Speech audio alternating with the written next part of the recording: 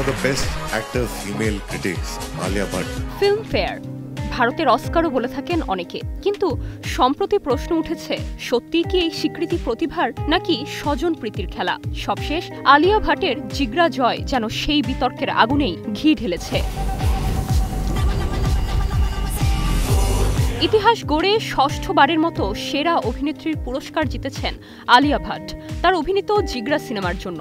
অথচ ছবিটি বক্স অফিসে ব্যর্থ।